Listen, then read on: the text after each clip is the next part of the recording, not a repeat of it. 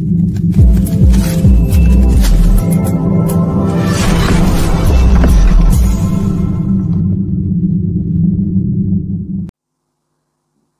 dostlarım, hepinize merhaba. Bu yayınımızda sizlerle birlikte dünya üzerindeki şoklardan bahsedeceğiz. Bu şoklarla birlikte Fed'in son yapmış olduğu açıklamaların üzerinden piyasalara genel bir bakış yapacağız. Bu videomuz içerisinde doları inceleyeceğiz, altını inceleyeceğiz, gram altını, gram gümüşü, ons altını, Bitcoin'i burada hep beraber sizlerle birlikte inceleyeceğiz. Evet, piyasalarda şok dalgaları oldukça hareketlenmeye başladı. Bu hareketlenmelerle birlikte de sevgili dostlarım, Avrupa Merkez Bankası tarafından da yeni bir açıklama geldi. Euro Türk lirasına da bakacağız, sterline de bakacağız. İngiltere Merkez Bankası, Avrupa Merkez Bankası ve ABD Merkez Bankası Fed'in yapmış olduğu son açıklamalarla birlikte TL bacaklı özellikle kurlar üzerinde dövizlerin yukarı yönlü hareketlerine sizlerle birlikte değineceğiz. Borsa tarafında cuma günkü sert düşüşlerin ardından devre kesicilerin de devreye girmesiyle borsa tarafında son kapanışta kayıplarla karşılaştık. İMKB 100 hisselerine baktığımız zaman sevgili dostlarım, pazartesi günü bu düşüşlerin devam edip etmemesi gene çok önemli olacak. İMKB 100 tarafında olan arkadaşların da dikkatli bir şekilde portföylerini kontrol etmelerinde fayda var diye düşünmekteyim. Altın ve gümüş üzerinde Fed'in yaptığı açıklamalar baskılı olmaya devam edecektir. O yüzden portföylerde biraz daha TL bacaklı, dolar, euro ve sterlin ağırlıklı portföyleri yükseltmekte fayda var. Ve bu şok dalgalarına yakalanmamak için ise destek ve direnç bölgelerini özellikle Mayıs ayı itibariyle dikkatli bir şekilde takipte kalmakta fayda olacaktır diye düşünmekteyim.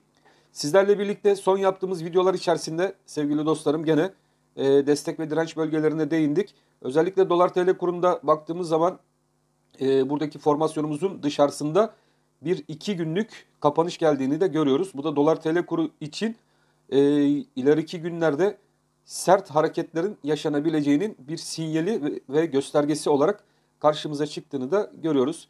Son direnç olarak verdiğimiz bölge üzerinde 14.75 civarına yakın bir seviyeden de dolar TL kurunda kapanışı yakaladık. Önümüzde pazartesi günü itibariyle buradaki hareketlerin devam etmesi durumunda 14.87 civarına doğru bu hareketlerin devamını da sizlerle birlikte takip edebiliriz. Retestlerin gelebileceği alan olarak da gene kırılan bölgenin test edilme ihtimaline karşı da aşağıda 14.63 seviyesinden geçen bölge bizler için önemli bir destek konumunu almış durumda. Dolar ve kurunu takip eden arkadaşlar için 14.63 güzel bir destek bölgesi. Yukarıdaki direnç bölgesi ise ilk etapta 14.75, geçilmesi durumunda ise takip edilecek en yakın direnç bölgemiz 14.87 civarından geçen alan olarak takip edilebilir sevgili dostlarım. Evet, dolar kurunda 14.63 üzerinde veya altında kapanış olması durumunda ise en yakın gene ikinci bir destek bölgesi de 14.58 civarından geçen destek alanı olarak dikkatli bir şekilde dolar kurunu takip eden arkadaşlarımızın dikkatli bir şekilde takipte kalması gerekecek önemli seviyeler arasında. Ayrıca dolar TL kurunda Powell'ın son yapmış olduğu açıklamalarla birlikte önden yüklemeli faiz artışı, yani 0.50 bas puanlık faiz artışına sıcak bakılmakta ve bunun üstünde de bir fiyatlama gelebileceği yönünde sinyaller geldi. Fed üyelerinden değişik biliyorsunuz piyasaya açıklamalarda bulundu. Bu açıklamaların özellikle de sevgili dostlarım altının yükselmesi esnasında gelmesi ABD'nin altın varlıklarında şu an için yukarı yönlü bir fiyatlama istemediği yönünde bende düşünceler oluştu.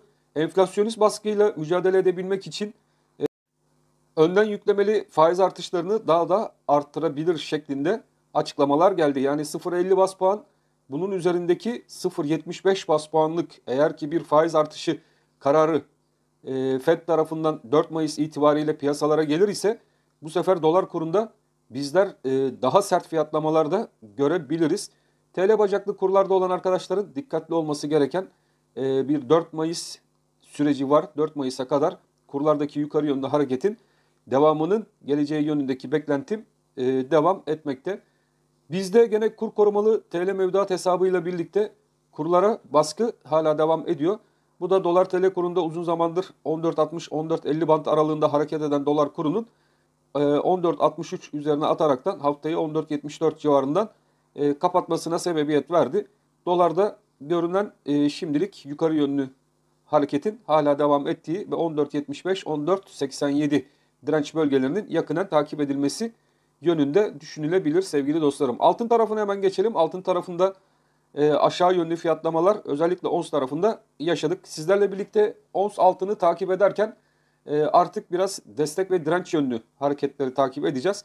Bizler için 1921 seviyesi içerisindeki hareket 1957 ve 1921 bantları arasında gerçekleşebilir dedik. 1921 önemli bir destek seviyesi olacak. Çünkü bu desteğin kırılması ons tarafında aşağı yönlü biraz daha bu onsun gerilemesine sebebiyet verebilir sevgili dostlarım. 1921'in kırılmasıyla birlikte bizler ons altın tarafında 1870 seviyelerine tekrardan geri dönüş yapabiliriz. O yüzden sizlerin de dikkatle takip etmesi gereken ons yatırımcısının 1921 dolar seviyesi altında kapanışlar olup olmayacağı şeklinde olmalıdır. 1921 seviyesi kırılmaz ise panik yapmaya gerek yok. Özellikle ons altında olan arkadaşlar için yön tekrardan 1957-1921 bantları arasında belli bir müddet oyalanma şeklinde de devam edebilir. Yukarıda tekrardan yukarı yönlü hareketlerin de gelişebilmesi için sevgili dostlarım bakın şuradaki 1973 direnci üzerinde bizler ons tarafında tekrardan kapanışlar görmeliyiz ki bu hareket yeniden yukarı yönlü ivmelenebilsin. Bu altının ons tarafıyla dolar TL kuru üzerindeki hareketleri değerlendirecek olursak Fed'in faiz kararıyla birlikte bakın 0.50 bas puanı dolar tarafı şu an fiyatlıyor olacak. 0.75 bas puanlık Fed tarafından bir sürpriz faiz kararı gelir ise buradaki fiyatlamalar dolar kurunda daha sert yukarı yönlü fiyatlamaları getirir. Ons tarafında ise verdiğim alt seviyedeki 1865 seviyesine doğru geri çekilmeleri beraberinde getirebilir. O yüzden dikkatli olmakta fayda var. 0.50 bas puanlık faiz artışı ise piyasalar tarafından 4 Mayıs gününe kadar arkadaşlar bakın fiyatlanabilir. Bu kararın açıklanmasıyla birlikte dolar kuru bir müddet daha yukarı çıkıp buradan tekrardan geriye gelip altının ons tarafında yukarı yönlü fiyatlamalar getirebilir. O yüzden piyasalardaki şok dalgalanma hareketleriyle ilgili çok dikkatli olmakta fayda var.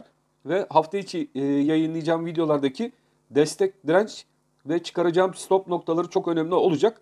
Altın ve dolar yatırımcıları buradaki destek, direnç ve stop noktalarını da mutlaka benimle birlikte takipte kalsın. Videoları kaçırmasın.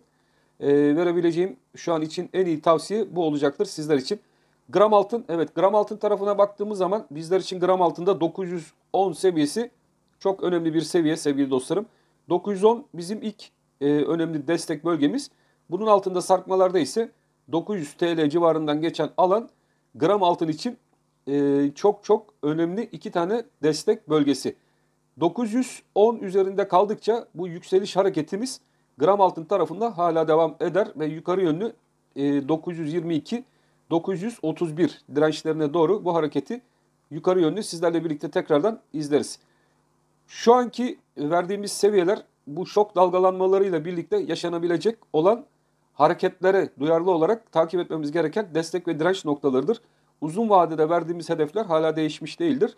Piyasalardaki şok dalgalanmaların ardından altın ve gümüş tarafında tekrardan normal seviyelere dönüş ve yukarı yönlü hareketlerin dünya üzerindeki bu enflasyonist baskının devamı neticesinde de hareketlerin tekrardan yukarı yönde döneceği yönündeki beklentimde değişmiş değil sevgili dostlarım. Bunu da buradan sizlere iletmek isterim. Şimdi bizler altının onsunda olası ki sert aşağı yönlü hareketlerde ilk etapta 900 TL bizler için önemli bir alan dedik. Bu alanın aşağı yönlü kırılırsa, kırılması durumunda takip edeceğimiz seviye neresi olur? Bizler için 880 civarına doğru bir geri çekilme gram altın tarafında gelebilir. Bu geri çekilmeler yakından takibimizde olacak sevgili dostlarım. Fakat verdiğim o önemli destek seviyeleri altında kapanışlar olmadıkça da bizler hala dolar bazlı olaraktan gram altın tarafında tekrardan yukarıya yönlü de ivmelenmeler kazanabiliriz. Bu hafta bu altın tarafını ve gümüş tarafını sıkı bir şekilde takip edeceğiz ve destek direnç olarak takibe devam edeceğiz. Gümüş tarafına hemen geçelim. Gümüş altının onsuna nazaran daha sert hareketler yapar ve aşağı yönlü hareketleri de daha sert olabilir. Fakat gümüşte şöyle bir durum var. Yukarı yönlü hareketleri de altının onsuna nazaran daha da hızlı olabilir. Gümüşün ons tarafında bu hafta itibariyle bizler için 24 seviyesi, 24 dolar seviyesi artık önemli bir destek niteliğine gelmiş durumda. Yukarı yönlü ataklarda 24.45 üzerine çıkabilir isek tekrardan şurada siyah çizgiyle belirttiğim alan içerisine gireriz ve yükseliş kanal aralıkları içerisinde hareketlerimize devam edebiliriz. Bu hafta itibariyle 24 dolar seviyesi altında kapanış gelmedikçe şimdilik herhangi bir sıkıntı yok. Fakat bu 24 dolar altında kapanışlar gümüşün onsunda başlar ise bizler sizlerle birlikte işte o zaman gümüşün 23 dolar seviyesine tekrardan inişini bekleyebiliriz. Bu Fed'in almış olduğu şahin kararlardan dolayı. Fakat kararların açıklanmasıyla birlikte altın ve dolar tarafından tekrardan yukarı yönlü hareketler görme olasılığımız da oldukça yüksek. Hareketli bir hafta olacak. Özellikle 4 Mayıs'a kadar piyasalar çok hareketli olacaktır diye düşünüyorum. Bu düşüncemi de bizdeki piyasaların bayram haftasına denk gelmesiyle birlikte daha da sert bir şekilde gelişebileceği yönündeki düşüncelerim mevcut. O yüzden sizler de arkadaşlar bu hafta özellikle 4 Mayıs'a kadar dikkatli bir şekilde piyasaları takip etmenizde fayda var diye bu konuyu burada kapatalım diyorum. Altın ve dolar konusunu. Evet, Euro tarafına hemen geçelim. Euro'dan da biliyorsunuz Avrupa Merkez Bankası'nın açıklamaları geldi. Onlar da 3. çeyrek itibariyle arkadaşlar faiz arttırımlarına başlayabileceği yönünde sinyaller verdi Euro tarafında, Euro'yu takip eden arkadaşlarımız için. Bizim için Euro tarafında 15.60 önemli bir bölgeydi ve bu 15.60 üzerinde Euro tutunmaya devam ediyor. Euro'da da yön ilk etapta ben şuradaki 16 seviyesine doğru yukarı yönlü hareketlerini devam ettireceğini düşünüyorum. 16 seviyesi önemli olacaktır. Dolara bağlı olaraktan ve Avrupa Merkez Bankası'nın faiz kararı vermesinden kaynaklı olaraktan Euro'da yön yukarı olacaktır diye düşünmekteyim. Buradaki yatay seyrin Euro'da artık yönünü yukarı yönlü çevirip 15.60 üzerindeki hareketini 16 ve 16.50 civarlarına doğru Euro'nun da yukarı taşıyacağı yönündeki düşüncem mevcut. Sterlin takip eden arkadaşlarımız için hemen bakalım. Sterlin bölgesinde zaten İngiltere Merkez Bankası'nın faiz arttırımları Fed'e nazaran daha önce başladı ve buradaki harekette de bizler dip seviyesi olarak kendimize bir 18.70 bölgesini belirlemiştik. 18.70 üzerinde kaldıkça buradaki yatay hareket ilk etapta 19.70 seviyesini tekrardan denemek isteyecektir. Piyasadaki arz ve talep olayının arzın artmasıyla birlikte de arkadaşlar ben sterlinde de ilk etapta sterlin tarafında yukarı yönlü hareketlerin 19.70 civarına doğru gideceğini düşünüyorum. Bununla birlikte hareketin tekrardan euro ile birlikte dolar tarafını da hareketlendireceği. O yüzden pazartesiden itibaren piyasalardaki hareketlerin oldukça yukarı yönlü sert bir şekilde gelişeceği yönündeki düşüncelerim mevcut. Gene pazartesi piyasaların açılmasıyla birlikte piyasaları yakından takipte kalacağız. Çünkü önemli bir hafta, gerçekten önemli bir hafta ve dikkatli izlenmesi gereken bir hafta olacak. Bitcoin tarafına hemen geçelim bakalım. Bitcoin'de seviyelerimiz 38 bin dolar seviyesi Bitcoin'de çok önemli. Bitcoin'de özellikle 38 bin dolar seviyesi Fed'in yapmış olduğu bu önden yüklemeli faiz kararıyla birlikte Fed'de de arkadaşlar Bitcoin takip eden özellikle arkadaşlarımız için 38 bin dolar gerçekten çok önemli bir alan haline gelmiş durumda. Eğer ki 38 bin dolar altına sarkma yaşar isek ilk etapta 37 bin ve onun altında da 34 bin seviyelerine doğru Bitcoin tarafında aşağı yönlü hareketler izleyebiliriz. Fakat Bitcoin takip eden arkadaşlarımız gene 38 bin dolar çok önemli ve kritik bir seviye. Bu seviyeyi sıkı bir şekilde takipte kalacaklar. Bu seviyenin bir altına iniş gerçekleşmez ise korkulacak herhangi bir durum yok. Burada korkacağımız tek durum 38 bin dolar altında Bitcoin'de bir kapanış olur ise işte o zaman aşağı yönlü 37 bin ve 34 bin seviyeleri gündeme gelebilir. Hemen gümüş gram tarafına da bakalım. Gümüş gram son olarak. Ondan sonra yayınımızı kapatırız. Evet, gümüş gram. Bunda gümüş ons grafiği üzerinde sizlerle birlikte değerlendirelim. Gümüş gramda 11.50 seviyelerinde tutunmaya devam ediyor. 11.50 bizler için iyi bir seviye olarak duruyor. 11.50 şöyle bir destek olarak takip edecek olursak bunun kırılması aşağıda bizler için 11.22 destek seviyesine doğru geri çekilmeleri getirebilir. Yukarıda 11.50 üzerinde tutunmalarda ise 11.75 seviyesi gene bizler için önemli bir seviye ve bu 11.75 üzerine gümüşün gramının tekrar atması demek de bizim yukarı yönlü hareketlerimizin tekrardan gündeme gelmesi anlamı taşıyacaktır. Şimdilik bu iki destek noktası ve yukarıdaki direnç noktası takibimizde olacak. Bakalım bu Fed'in son atraksiyonları ve piyasaya verdikleri haber akışlarını hafta başı itibariyle sizlerle birlikte takip edeceğiz.